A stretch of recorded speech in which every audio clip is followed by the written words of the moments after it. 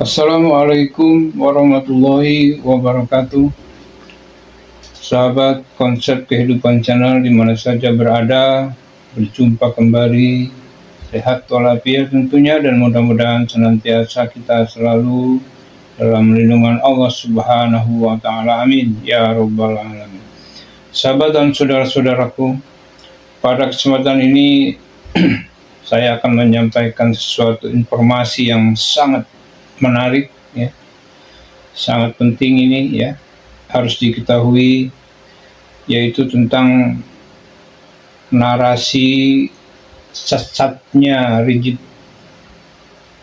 Syihab, ya, dimana ketika Presiden Prabowo menyampaikan atau mengumumkan kenaikan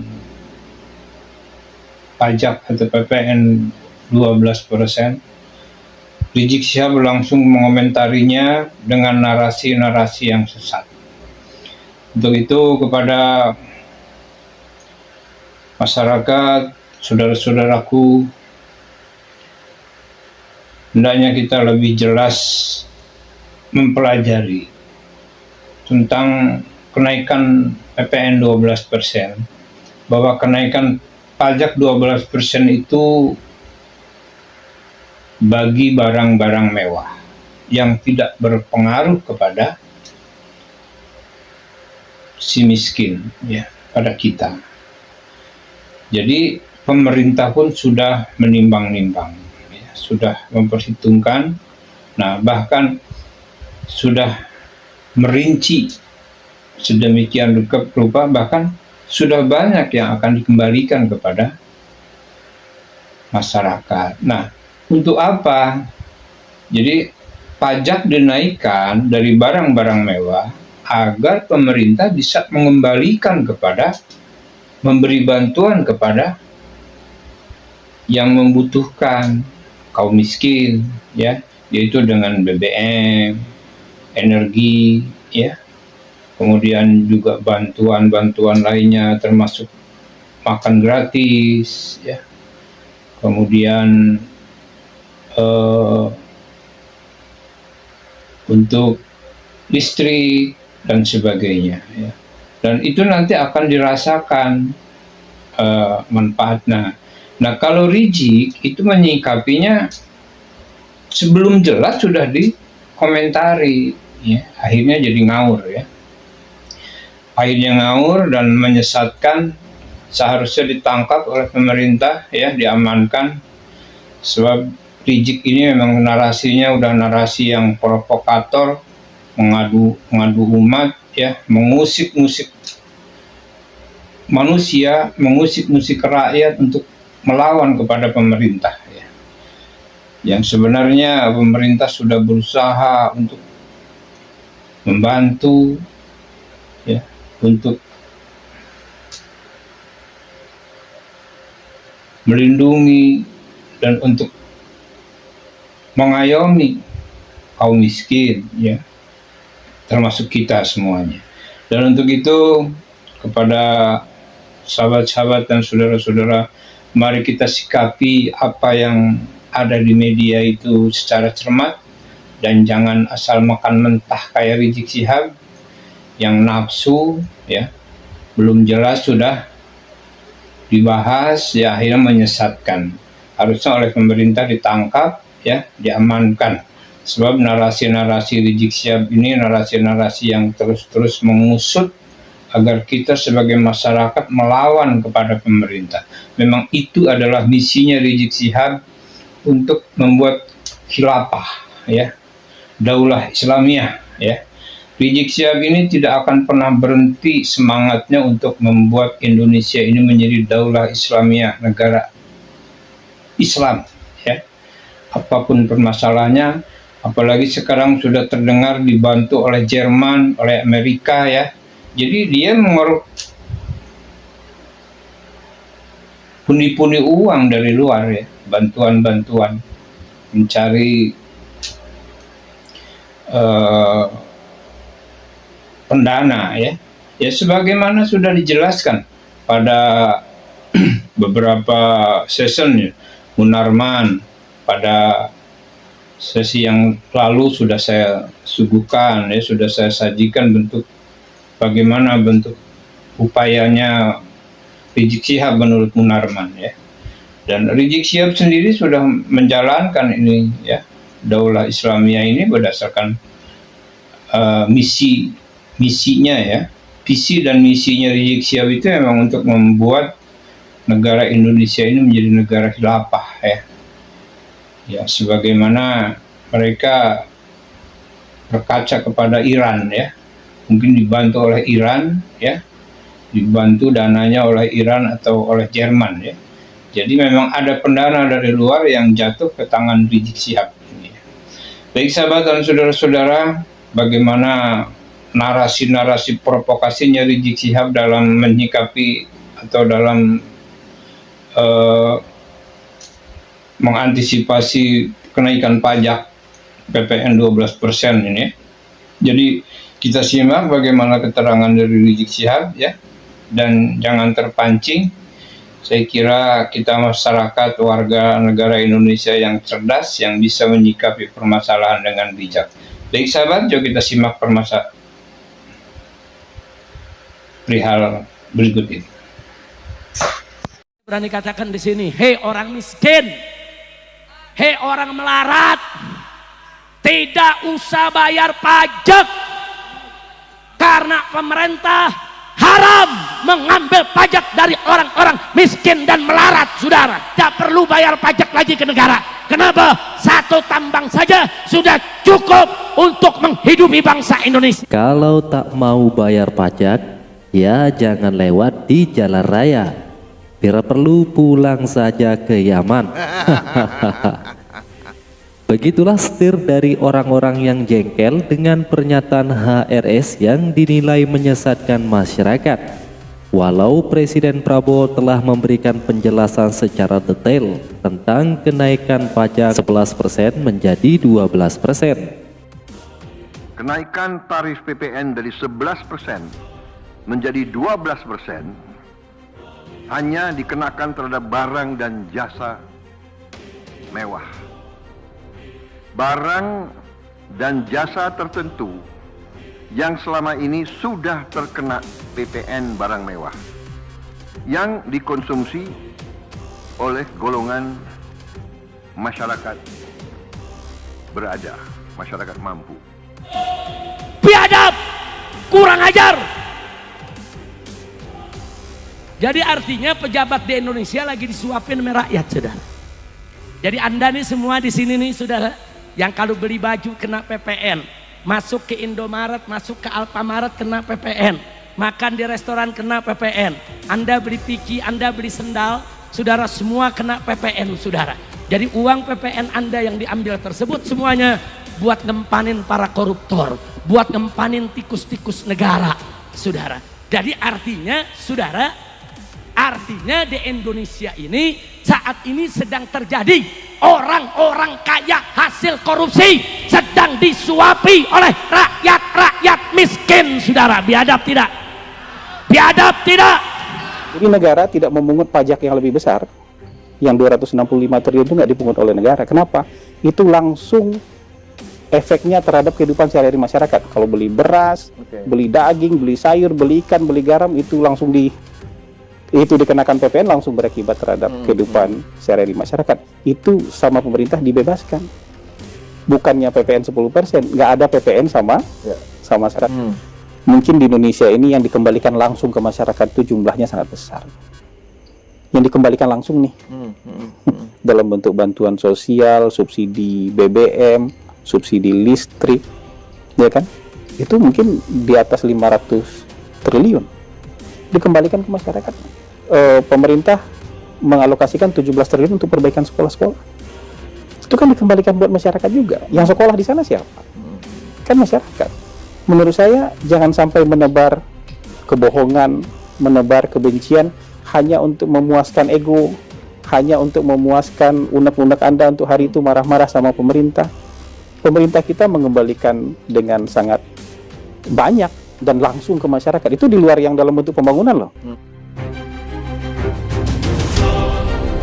Publik kembali dihebohkan oleh ceramah kontroversi Habib Rizik Syihab yang dinilai tidak konsisten.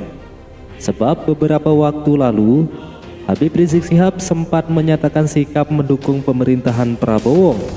Namun publik kembali dibuat terkejut dengan ceramahnya yang dianggap memprovokasi masyarakat terkait dengan beberapa kebijakan pemerintah, terutama soal PPN 12%. Mungkin Habib Rizik belum sepenuhnya menyimak penyampaian Presiden Prabowo yang menjelaskan bahwa PPN 12% hanya berlaku untuk barang mewah yang tidak memberi dampak terhadap masyarakat kecil. Atau bisa jadi ada muatan politik demi bisa menyerang rezim Prabowo. Ada yang berpendapat bahwa sikap HRS ini bentuk protes ke Prabowo yang belum memberinya jabatan atau peran di dalam pemerintahan. Ada juga yang berpendapat bahwa HRS kesal atau tak terima Rhoma Irama dirangkul oleh Kemenak beberapa waktu lalu.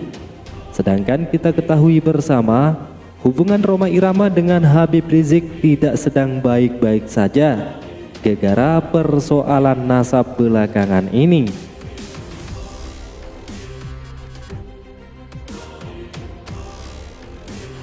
Ambil keputusan musyawarah. Saudara, jangan ambil keputusan seenaknya, akhirnya terjadi apa yang terjadi saat ini.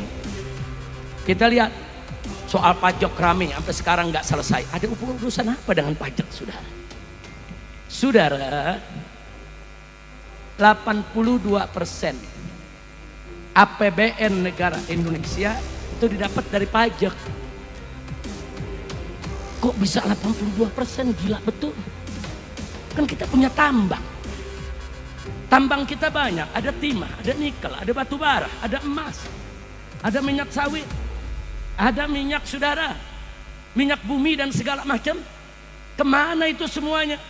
Kok sampai 82% hasil cekek rakyat dari pajak untuk membiayai negara 82%? Itu berarti negara kita tidak sehat. Negara yang sehat ambil pajak dari rakyat, saudara, untuk APBN cukup 25%. Yang 75%-nya ambil, saudara, dari orang-orang kaya, dari minyak sawit, dari batu bara, dari tambang, dari nikel, dari emas, saudara, belum hasil tambang, hasil laut dan lain sebagainya. Kemana semua itu? Kita punya BUMN ratusan. Di mana pajak mereka? Kenapa mereka semua rugi? Innalillahi wa inna ilaihi raji'un. Saudara, 82% pendapatan negara diambil dari pajak, berarti negara nggak sehat. Sekarang kita pertanyakan, uang emas kemana? Uang tambang kemana? Uang nikel kemana? Uang batu bara kemana? Uang minyak, itu minyak bumi kemana? Saudara, nikel saja, saudara, sampai ada seorang ahli ekonomi mengatakan, saudara, satu tambang saja kalau dikelola dengan baik di Indonesia, saudara, maka bisa memberikan bangsa Indonesia setiap keluarga, saudara, dana bulanan 20 juta rupiah gratis. Itu satu tambang.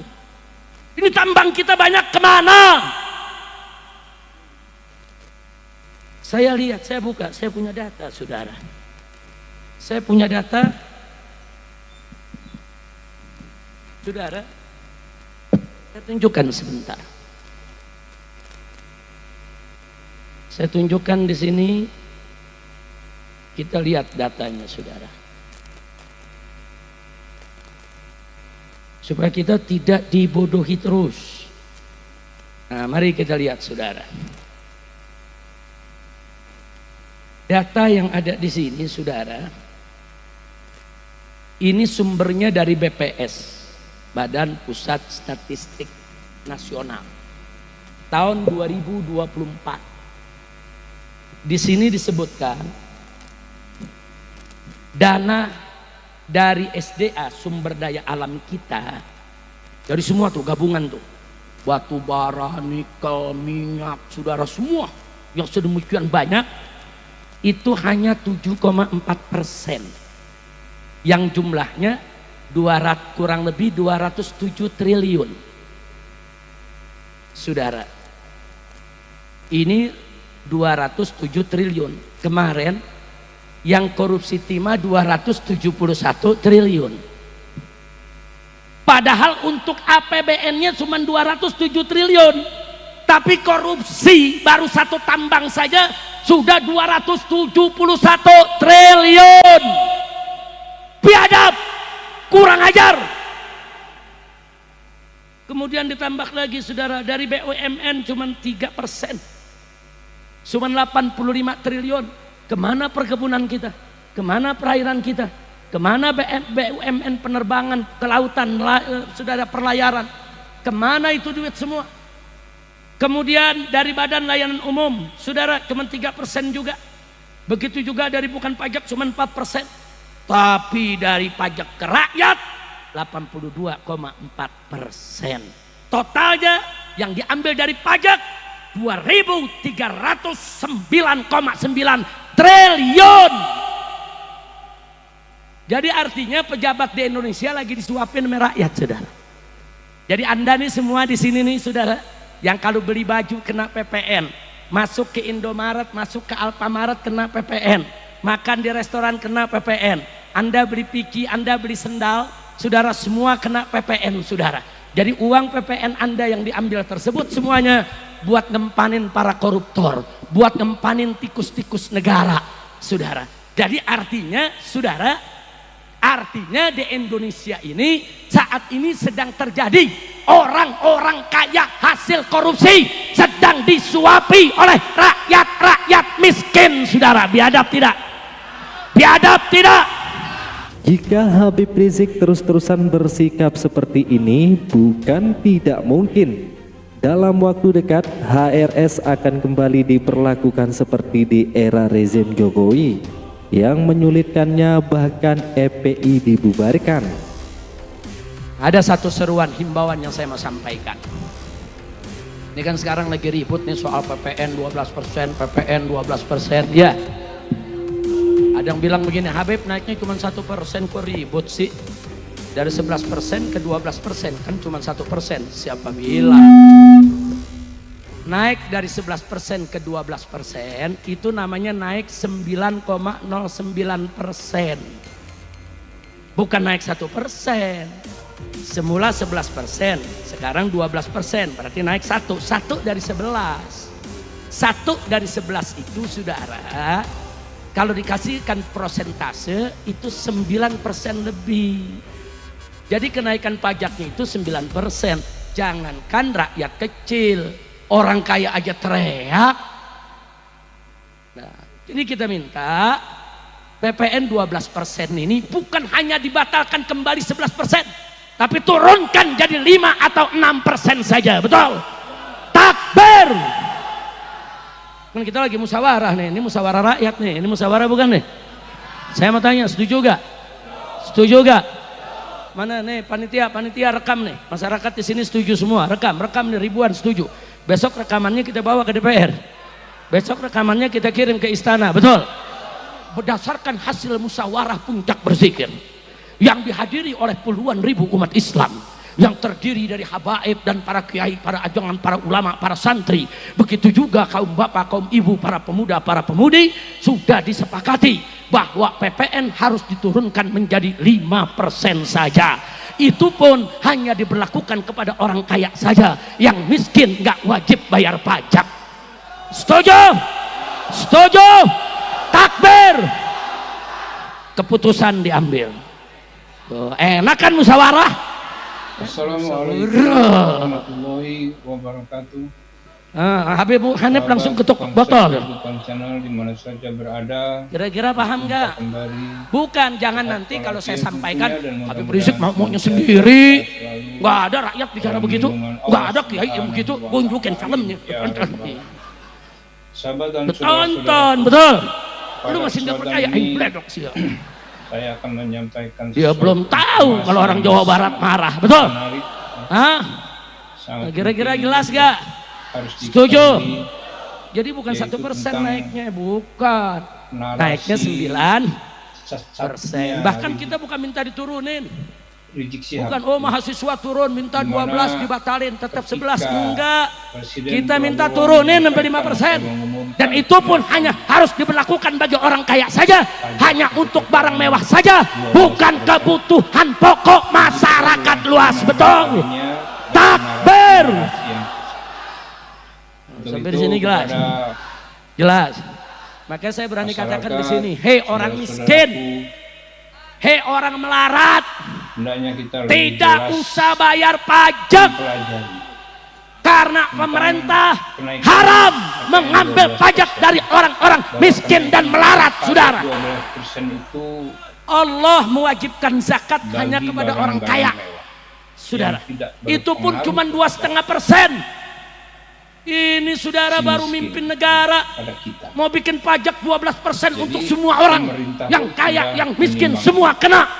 Sudah memperhitungkan. Nggak boleh. Nah, bahkan Saya terganggu sekali dengan Sudah sebuah poster yang merinci itu cukup banyak di sedemikian apa rupa, bahkan sudah katanya banyak yang akan itu tidak kembali manusiawi kepada menaikkan pajak tapi tidak pernah mengembalikan masyarakat. Nah, ke untuk masyarakat. apa? Mungkin di Indonesia Jadi, ini yang dikembalikan Pajak langsung ke masyarakat itu dinaikkan jumlahnya dari sangat besar. barang-barang mewah agar Yang dikembalikan pemerintah langsung nih. bisa mengembalikan Dalam kepada bentuk bantuan sosial, memberi subsidi bantuan kepada BBM, subsidi listrik, yang membutuhkan, ya kan? Itu kaum mungkin miskin, di atas ya, 500 yaitu dengan triliun BBM, dikembalikan ke masyarakat. energi, Kalau listrik nggak disubsidi, kemudian saudara-saudara juga kita yang bantuan 900 lainnya termasuk apa makan KWH itu gratis, langganannya itu dia mungkin kemudian sudah nggak sanggup lagi membayar tagihan. Kalau misalnya BBM kita nggak disubsidi, mungkin untuk ya kendaraan-kendaraan listrik umum nggak dan bisa sebagainya. jalan, motor, itu nanti akan kemudian dirasakan, mobil-mobil yang LCGC manfaat. itu Nah, nggak sanggup bayar nah, kalau Rizik bahan bakar, termasuk juga kendaraan umum. sebelum jelas Ini sudah yang dikembalikan langsung ke ya, masyarakat. akhirnya Belum jadi lagi ngawur. nanti yang bantalan ekonomi, subsidi, Akhirnya ngawur bantuan dan sosial menyesatkan, yang dikirimkan seharusnya langsung ditangkap oleh ke masyarakat pemerintah, untuk ya, misalnya kan diamankan. bantuan tuh ada yang bantuan langsung Sebab tunai. Rizik ini Jadi memang memperkuat narasinya daya udah beli mereka. narasi Itu kan yang dikirim uang dalam provokator, bentuk cash ke mengadu masyarakat yang umat, membutuhkan. ya, Itu kan uang pajak yang dikembalikan langsung, nggak dikembalikan bagaimana gitu. Ada misalnya nanti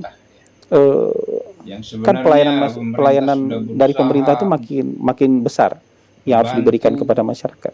Ya, Pemerintah mengalokasikan 17 triliun untuk perbaikan sekolah-sekolah. melindungi, Itu kan dikembalikan buat masyarakat dan juga. untuk Yang sekolah di sana siapa? mengayomi Kan masyarakat. kaum Gaji miskin, guru dialokasikan 81 termasuk kita semuanya. triliun. Dan untuk itu Itu buat siapa? Itu kan buat kepada masyarakat juga. sahabat-sahabat dan Ada pemeriksaan saudara-saudara, kesehatan gratis mari lagi kita nanti sikapi supaya bisa apa mencegah yang daripada mengobati, ada kan di lebih baik media mencegah itu ini. Ada secara lebih dari cermat, 3 dan jangan triliun asal dan banyak makan lagi yang apa diberikan oleh Rizik pemerintah Syihab dan itu dikembalikan langsung yang ke nafsu masyarakat. Jadi belum jelas Termasuk sudah makan bergizi gratis juga ya? termasuk juga dibahas, program makan ya, bergizi akhirnya gratis. Jadi menyesatkan. menurut Harusnya saya oleh jangan pemerintah sampai menebar ditangkap, ya, kebohongan, diamankan. menebar Sebab kebencian narasi-narasi hanya Rizik untuk Syihab ini memuaskan ego, narasi-narasi yang hanya untuk terus memuaskan mengusut unek-unek Anda agar untuk hari kita itu sebagai marah-marah sama masyarakat pemerintah. melawan kepada Pemerintah kita Memang mengembalikan itu dengan adalah sangat misinya Rizik Syihab banyak dan langsung untuk ke masyarakat. membuat Itu di luar yang dalam bentuk khilafah, pembangunan loh. ya. Bikin Daulah jalan, bikin Islamiyah, irigasi, ya. bikin Rizik bikin Syihab ini bendungan, tidak akan bikin pernah bandara berhenti dan segala semangatnya macam untuk gitu. membuat Indonesia Jadi ini jangan menjadi sembarangan daulah bicara. Islamiyah, negara Kalau mau bilang nggak ada yang dikembalikan ke masyarakat, justru di pemerintah kita, di pemerintah lain mungkin nggak ada itu. apalagi sekarang sudah Yang dikembalikan terdengar dalam bentuk dibantu langsung itu oleh mungkin nggak ada, Jerman, semua jadi oleh mungkin Amerika, jadi ya. pembangunan. Kalau di Jadi kita dia yang dikembalikan mengeluarkan- dalam bentuk langsung aja banyak kok. Itu kan uang. pundi-pundi uang Itu kan dari uang luar, pajak ya. kita. Makanya Bantuan-bantuan sebenarnya memang pajak itu gotong mencari, royong. Semakin besar penghasilan dia, semakin besar pengeluaran per bulan dia, makin besar juga pendana, pajak ya. yang dia ya, sebagaimana sumbangan ke sudah negara. Nanti dijelaskan buat apa? Untuk pada membantu masyarakat yang lebih kecil. Media beberapa sosial kita nggak ada session, batasan ya. Munarman, Semua orang berhak pada berkomentar, semua orang berhak sesi berteori, yang semua orang lalu berhak. sudah saya Walaupun sebutkan, misalnya ya, sudah saya salah sajikan pahamnya lebih betul. banyak. Juga lebih senang Bagaimana kadang-kadang melihat sisi yang upayanya negatif ya. Sisi yang negatif. Rizik Padahal Syihab pemerintah Munarman, itu ya. sebenarnya Dan kan Rizik Syihab kalau mau sendiri fair, sudah ini kan menjalankan semakin itu, ya. besar pengeluaran Daulah orang. Islamiyah ini Atau artinya berdasarkan, semakin tinggi tingkat ekonominya, misi, semakin besar juga pajak yang dia misinya, bayar, ya. PPN yang dia Visi bayar. dan misinya Rizik Syihab Kalau orang itu yang adalah untuk membuat bulannya negara Indonesia 50 juta ini tentu lebih negara besar juga. gampang, PPN dia ya. kan 1% dari 50 juta. Sebagaimana mereka Kalau orang yang belanja bulanannya hanya 3 juta ya kepada 1% Iran, dari ya. mungkin 3 dibantu juta. oleh Iran, 1% dari 3 juta itu 30.000. dibantu Yaitu ada dananya oleh Iran atau oleh Jerman ya. barang-barang Jadi yang memang sama ada sekali tidak pendanaan dikenakan dari luar PPN. yang jatuh Oke. ke tangan rizik Jadi kalau Syihab. beli beras itu kan barang Baik kebutuhan sahabat pokok dan kita. saudara-saudara, Itu bukan PPN bagaimana 10%, nggak ada PPN. narasi-narasi Bahkan sampai hari ini provokasinya beli Rizik daging Syihab wagyu dalam itu nggak ada PPN. menyikapi atau dalam Padahal harusnya wagyu dengan daging yang sangat premium gitu harusnya dapat mengantisipasi PPN. Beli buah-buahan, kenaikan beli pajak sayur, beli PPN ikan, 12% beli garam, Jadi itu nggak ada kita PPN. simak bagaimana Jasa keterangan pendidikan, dari Rizik Syihab ya, itu nggak ada PPN. dan jangan terpancing. Jasa transportasi, Saya jasa kira kesehatan, kita masyarakat itu nggak ada. warga negara Indonesia nggak ada yang PPN, cerdas, yang bukan bisa 10%. menyikapi permasalahan Tanpa dengan bijak. PPN sama Baik sahabat, yuk kita sekali. simak Coba permasalahan bayangkan, kalau pemerintah memungut PPN perihal dari sektor-sektor berikut ini. itu sebenarnya yang didapatkan pemerintah bisa lebih besar loh. Karena kalau dihitung nih, sektor-sektor yang dibebaskan PPN-nya barang pokok, jasa pendidikan, jasa transportasi, itu nilai PPN-nya sekitar 265 triliun. Dan pemerintah tidak memungut itu. Kenapa? Karena ini kalau dipungut PPN, akan langsung punya efek terhadap kehidupan masyarakat banyak, termasuk masyarakat kecil. Terutama masyarakat kecil. Kalau PPN ini kan, yang ada sekarang ini kan untuk barang-barang yang kita beli di, ini kan hasil-hasil industri olahan ini. Beli odol kan nggak tiap hari. Kita beli sabun kan nggak tiap hari. Tapi beli beras bisa habis tiap hari. Beli ikan, beli daging bisa tiap hari. Kita beli baju kan nggak setiap hari. Kita beli sepatu kan nggak setiap hari. Jadi barang-barang ini memang sejak lama sudah dikenakan. Sudah dikenakan PPN. Cuman amanat undang-undang 3 tahun yang lalu. Ini penting nih. Amanat undang-undang 3 tahun yang lalu, tanggal 1 Januari nanti, dari 11 menjadi 12%. Hanya kayak gitu sebenarnya simple. Jadi negara tidak memungut pajak yang lebih besar, yang 265 triliun itu nggak dipungut oleh negara. Kenapa? Itu langsung efeknya terhadap kehidupan sehari-hari masyarakat. Kalau beli beras, beli daging, beli sayur, beli ikan, beli garam, itu langsung dikenakan PPN, langsung berakibat terhadap kehidupan sehari-hari masyarakat. Itu sama pemerintah dibebaskan. Bukannya PPN 10%, nggak ada PPN sama sekali. Dan itu kalau dipungut PPN, kira-kira nilainya 265 triliun. Jadi banyak sekali sebenarnya yang dibebaskan oleh pemerintah itu, bukan hanya tidak dinaikkan PPN-nya, tapi tidak dipungut sama sekali PPN-nya. Jadi hari ini kita beli beras buat makan itu nggak ada PPN tuh. Beli daging tuh nggak ada PPN tuh. Kita bayar sekolah anak tuh nggak ada PPN.